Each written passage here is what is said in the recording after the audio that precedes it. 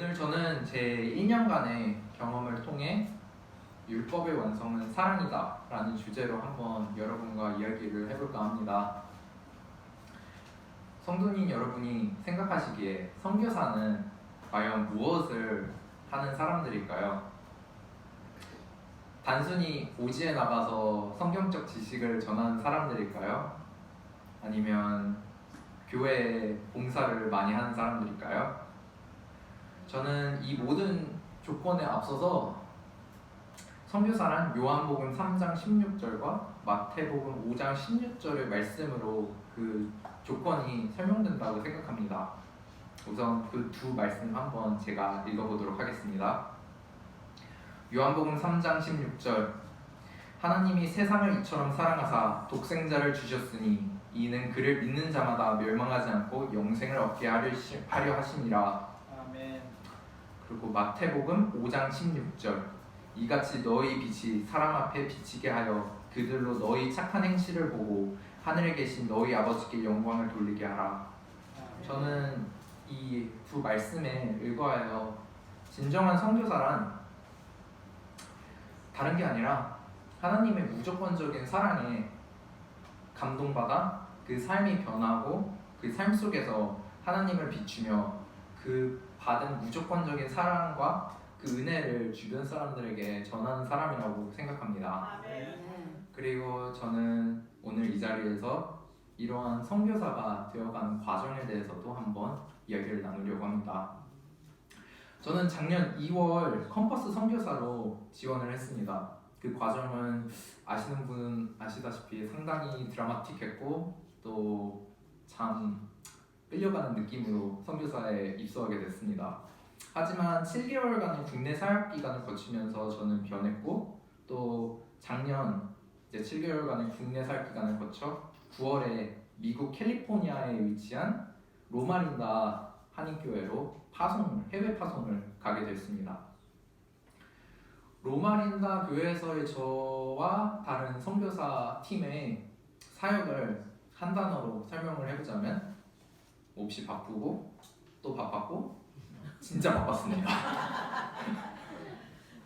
간단하게 제가 거기서 했던 사역 내용들을 좀 정리를 해보자면 세계 그 로마린다 주변에 3개의 다른 대학교가 있습니다. 그래서 그 UC 리버사이드, 그 다음에 CSU 샌버르디노, 그 다음에 라시에라라는 3개의 다른 대학에서 캠퍼스 전도를 나갔습니다. 또 로마린다 교회가 또 워낙 사이즈가 크다 보니 거기에는 소그룹들이 상당히 많았는데요. 저희 선교사들은 로마린다 교회에 존재하는 6개의 소그룹에 참여하고 또 소그룹이 없는, 예를 들어서 소그룹이 무너졌던 대학교 소그룹과 그리고 쉽사리 모이기가 쉽지 않던 대학원 소그룹을 새로 신설하여 학생들을 불러모으고 이제 저희들이 떠난 후에도 자주적으로 운영이 가능하도록 만들었습니다.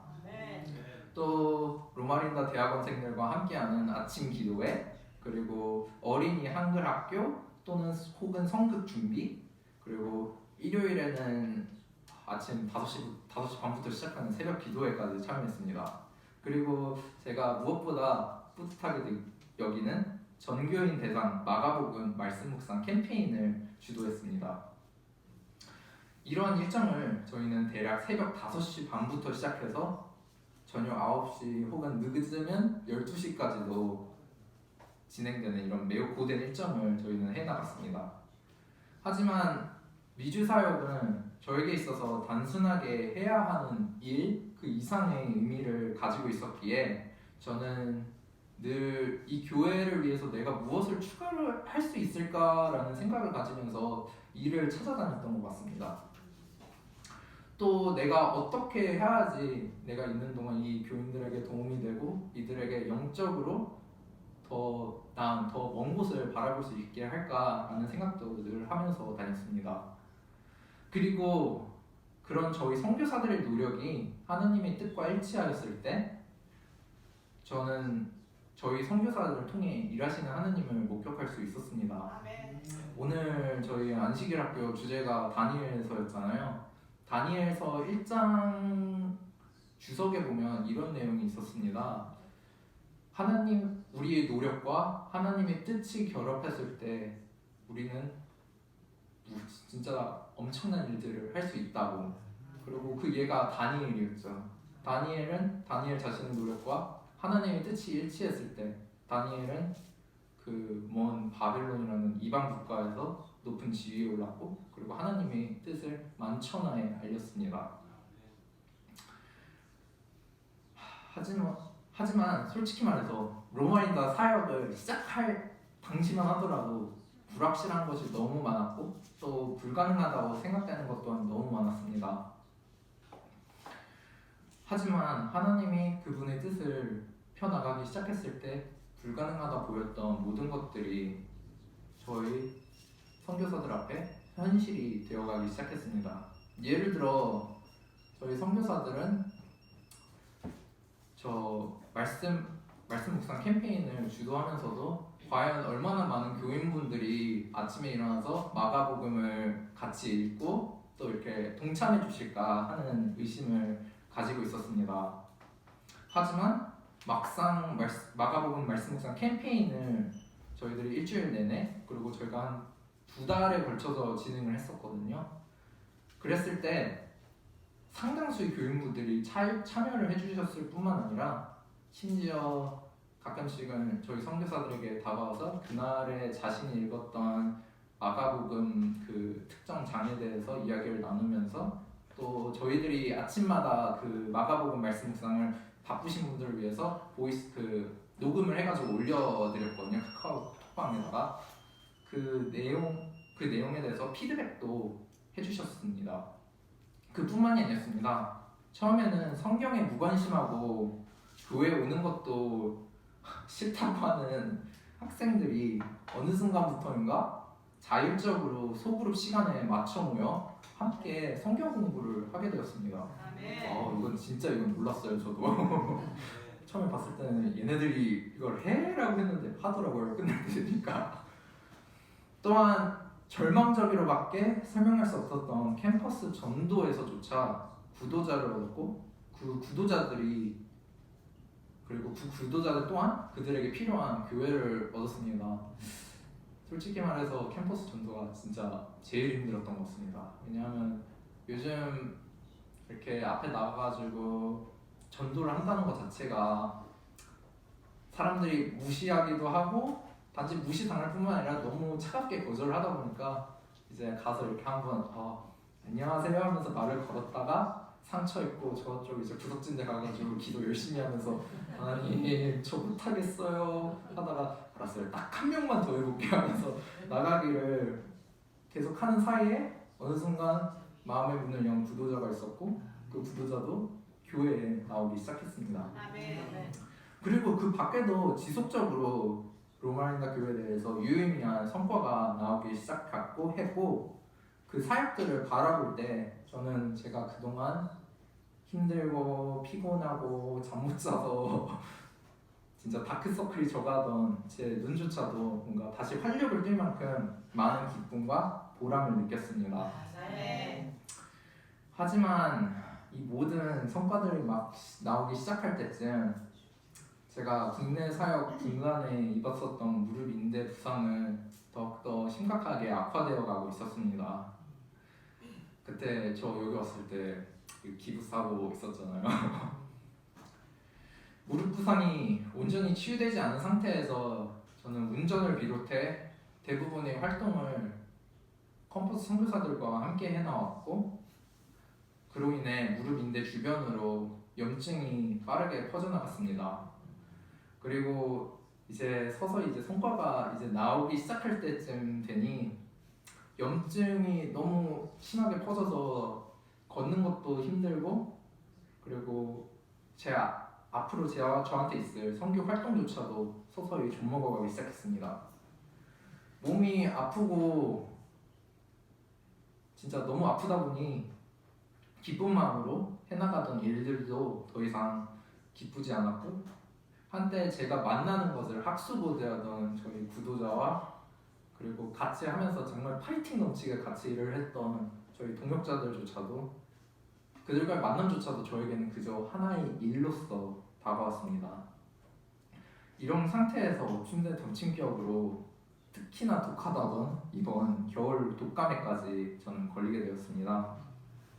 이렇게 체력적으로도 계속 낮아지고 몸 컨디션은 계속적으로 끝도 없이 하락하고 있는데 어느 날 몸이 이렇게 불편한 상태에서도 말씀 묵상을 저희들이 정리해서 아침에 올려야 했거든요.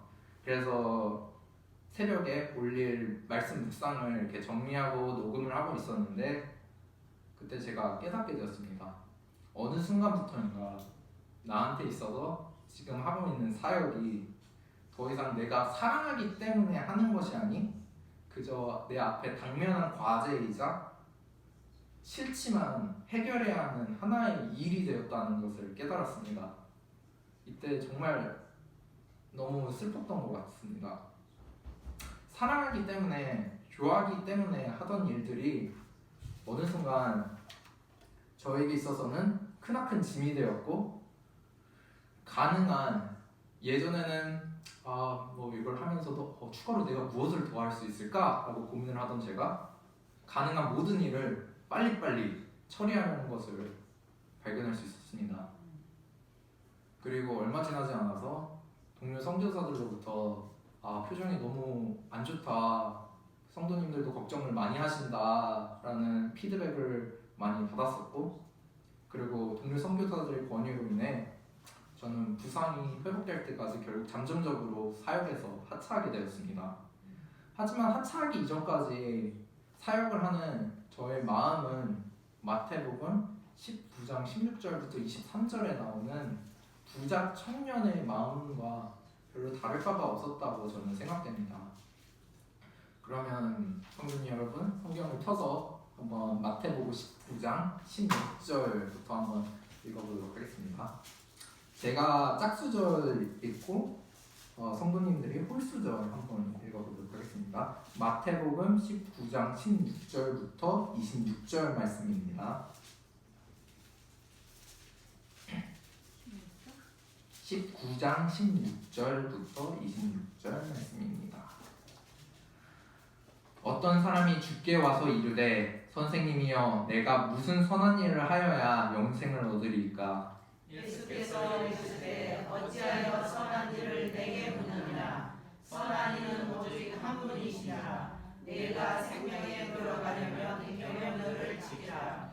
이르되 어느 계명이오니까? 예수께서 이르시되 살인하지 말라, 간음하지 말라, 도둑질하지 말라, 거짓 증언하지 말라. 내 부모를 공경하라. 내 이웃을 내 자식과 같이 사랑하라 하신 것이니라. 그 청년이 이르되 이 모든 것을 내가 지키었사온데 아직도 무엇이 부족하나이까? 예수께서 이르시되 내가 운전하고자 하는데 가서 내 소유를 팔아 가난한 자에게 주라. 그리하면 하늘에서 보화가 내게 있으리라. 그리고 와서 나를 따르라 하시니. 그 청년이 재물이 많음으로 이 말씀을 듣고 근심하며 가니라. 예수께서 제자들에게 이르시되 내가 진실로 너희에게 이르노니 부자는 천국에 들어가기가 어려우니라. 다시 너에게 말하노니 낙타가 바늘귀로 들어가는 것이 부자가 하나님의 나라에 들어가는 것보다 쉬우니라 하시니. 제자들이 듣고 몹시 놀라 이르되 그렇다면 누가 구원을 얻을 수 있으리까? 예수께서 그들을 보시며 이르시되 사람으로는 할 수 없으나 하나님으로서는 다 하실 수 있느니라. 아멘. 마태복음 19장에 보면 부자 청년은 예수님께 와서 이렇게 말합니다. 선하신 선생님, 영원한 생명을 상속받으려면 제가 무엇을 해야 합니까? 그리고 이 말을 하면서도 엄청 당당하게 말합니다. 저는 이 모든 것, 십계명과 서기관과 바리새인들이 만든 율법을 어려서부터 지켜왔습니다. 이렇게 말해요. 이 말을 하는 부자 청년의 논리대로 십계명을 저는 한번 풀어봤습니다. 부자 청년의 논리대로 십계명을 풀었을 때 저희는 이렇게 말해야 합니다. 나는 간음하지 않았기 때문에 당신을 사랑하는 것입니다. 나는 살인하지 않았기 때문에 당신을 사랑합니다. 나는 당신의 것을 도둑질을 하지 않았기 때문에 당신을 사랑합니다. 나는 당신에게 거짓말을 하지 않았기 때문에 당신을 사랑합니다. 이것이 하나님 앞에 의인으로 설 수 있는 사람의 말일까요? 저는 명백히 아니라고 생각합니다. 사울이라 불렸던 바울은 예수님을 만나기 이전에 자신에 대해 고백할 때 이렇게 말합니다. 열심으로는 교회를 박해하고 율법의 의로는 흠이 없는 자라. 사울은 율법에 명시된 모든 조항들을 지켰을 겁니다. 율법의 의로서 사울은 흠이 없고, 그렇기에 사울은 간음하지 않았을 것이고, 사울은 살인하지 않았을 것이고, 사울은 도둑질하지 않았을 것입니다. 하지만 하나님 앞에서 과연 사울은 의인이었을까요? 예수님 만나는 과정을 보면 명백히 아니라고 저희는 볼 수 있습니다. 아니, 그는 심지어 의인이었던 집사 스테판을 돌로 쳐 죽이는 그 현장에도 함께 했을 죄인이었습니다. 그런 그가 예수님을 만나 회개하고 사울이라는 이름을 버리고 바울이 되어서 골로새서 1장 22절에서 이렇게 말합니다. 이제는 그의 육체의 죽음으로 말미암아 화목하게 하사 너희를 거룩하고 흠없고 책망할 것이 없는 자로 그 앞에 세우고자 하셨으니, 바울은 골로새서 1장 22절을 통해 우리를 흠없게 하는 것은 부자 청년이 지켰다고 정말 당당하게 말하던 율법이 아니라 바로 십자가에서 우리의 죄를 떠안고서 못 박혀 돌아가신 예수님의 그 피라는 것을 명백하게 말하고 있습니다. 그리고 십자가에서 저희를 대신하여 돌아가신 예수님은 부자 청년에게 이렇게 말씀하십니다. 내게 부족한 것 하나가 있다. 가서 내가 가진 것을 모두 팔아 가난한 사람들에게 주어라. 그러면 하늘에서 보화가 있을 것이다. 그리고 와서 나를 따르라. 예수님이 이처럼 말씀하신 이유가 과연 무엇일까요? 진짜 돈 가지고 있으면 천국에 못 가는 걸까요? 예수님 옆에 설 수 없는 걸까요? 그러면 이제 모든 것을 진짜 다 팔아버리고서 해야지만 이제 천국에 들어갈 수 있는 것일까요? 저는 그건 아니라고 생각합니다. 저는 그 답을 예수님이 하나님의 나라의 율법과 그 나라에 대해서 설명하고 계신 마태복음 22장 37절에서 찾았습니다. 37절에는 이렇게 써 있습니다. 마태복음 22장 37절입니다. 예수께서 이르시되 내 마음을 다하고 목숨을 다하고 뜻을 다하여 주 너의 하나님을 사랑하라 하셨으니 이것이 크고 첫째 되는 계명이요 둘째도 그와 같으니 내 이웃을 내 자신같이 사랑하라 하셨으니 이 두 계명이 온 율법과 선지자의 강령이니라. 예수님은 이를 통해서 저는 명백하게 말하고 계신다고 생각합니다. 십계명과 율법은 우리가 목표로 해야 하는 목적이 아닙니다. 십계명과 율법은 사랑을 하기 위한 수단입니다. 진심 어린 타인에 대한 사랑이야말로 하나님의 율법의 핵심이고 목표로 해야 할 목적이었던 겁니다. 하지만 마태복음 19장에 나오는 부자 청년은 그 목적과 수단을 오인했습니다. 부자 청년에게 있어서 수단에 불과한 십계명과 율법은 목적이 되었고, 수단을 통해서 보여줘야만 했던 목적인 하나님의 이타적인 사랑은 잊혀졌습니다. 그리고 저도 이 말에서 자유롭지는 않은 것 같습니다. 내 몸이 쇠하고 내가 힘들어졌을 때 저는 너무나도 쉽게 사랑이라는 마음을 제 마음속에서 지었습니다. 그리고 그저 수단에 불과했던 일들이 어느 순간 저에게 있어서는 최종 목적이 되었습니다. 이래서는 안 되었습니다. 그랬기에 그는 예수님이 내게 부족한 것 하나가 있다. 가서 내가 가진 것을 모두 팔아 가난한 사람들에게 주어라. 그러면 하늘에서 보화가 있을 것이다. 그리고 와서 나를 따르라. 라고 말을 하였을 때 이 부자 청년은 매우 슬퍼하면서 떠나갔습니다. 바울은 로마서 13장 9절과 10절에서 이렇게 말하고 있습니다. 간음하지 말라, 살인하지 말라, 도둑질하지 말라, 탐내지 말라 한 것과 그 외에 계명이 있을지라도 내 이웃을 내 자신과 같이 사랑하라 하신 그 말씀 가운데서 다 들었느니라. 우리는 십계명을 지키기 때문에 선해지고 이웃을 사랑할 수 있게 되는 것이 아닙니다. 슬퍼하며 떠나는 부자 청년과 또 예수님의 말씀을 들으며 걱정하는 제자들에게 예수님은 딱 한마디 하십니다. 사람으로는 할 수 없으나 하나님으로서는 다 하실 수 있느니라. 성도님 여러분, 우리는 죄인이기 때문에 사람을 온전히 사랑할 수 있는 능력이 없습니다. 제가 요번 미주사역을 통화하면서 정말 절실히 깨달았던 것 같습니다. 내가 저 사람들을 사랑한다고 했던 행동들이 진짜 끝까지 파헤쳐 들어가니 결국은 나의 이기심이었고, 내가 조금 더 좋게 보이고 싶은 마음이었고, 내가 저 사람에게 고맙다는 말을 듣고 싶은 마음도 있었고, 이처럼 사람으로선 사람을 사랑하기가 너무나도 어렵습니다. 하지만 요한 1서 4장 10절은 이런 정말 형용할 수 없는 답 없는 저희들에게도 답을 제시합니다. 요한일서 4장 10절, 사랑은 여기 있으니 우리가 하나님을 사랑한 것이 아니요 하나님이 우리를 사랑하사 우리 죄를 속하기 위하여 화목제물로 그 아들을 보내셨습니다. 우리가 하나님에게 받는 사랑은 우리가 무엇을 행했기 때문에 주어진 사랑이 아닙니다. 예수님이 그리고 하나님이 아무 이유 없이, 아무 대가 없이 우리를 먼저 사랑해 주시고 또 용서해 주셨기 때문에, 용서해 주시기를 원했기 때문에 우리는 하나님 앞에서 흠이 있음에도 불구하고 흠이 없다라고 말할 수 있는 것입니다.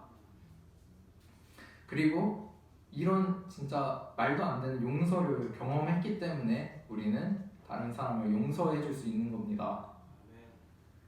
우리가 하나님으로부터 그 사랑을 정말 거저받았기 때문에 우리는 그 사랑을 주변 사람들에게 나눠줄 수 있는 것입니다.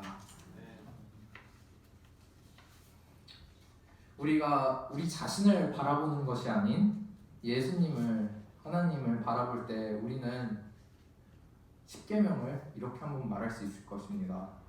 부자 청년이 말했던 것과는 다르게, 같은 말이지만 다르게, 내가 당신을 사랑하기 때문에 당신과의 소중한 인연을 저도 아끼겠습니다. 내가 당신을 사랑하기 때문에 당신의 목숨을 아끼겠습니다. 내가 당신을 사랑하기 때문에 당신이 가진 소유를 탐내지 않겠습니다. 내가 당신을 사랑하기 때문에 당신에게 거짓말을 하지 않겠습니다. 우리가 하나님의 사랑을 받아 우리 이웃을 진심으로 사랑할 때 십계명은 그리고 율법은 부자 청년에게 그러했던 것처럼 그저 지켜야 할, 내가 평생 동안 지켜야 할 무거운 책무가 아니라 삶 속에서 자연스럽게 행해지는 매우 자연스러운 행동이 될 것입니다. 그리고 그랬을 때 저희 모두가 서 있는 그 자리에서 우리가 받은 그 큰 사랑을 전하는 진정한 선교사가 될 수 있을 것입니다. 아멘. 그러면 로마서 13장 10절의 말씀 읽음으로써 오늘 설교 마치도록 하겠습니다. 로마서 13장 10절, 사랑은 이웃에게 악을 행하지 아니하나니 그러므로 사랑은 율법의 완성이니라. 감사합니다.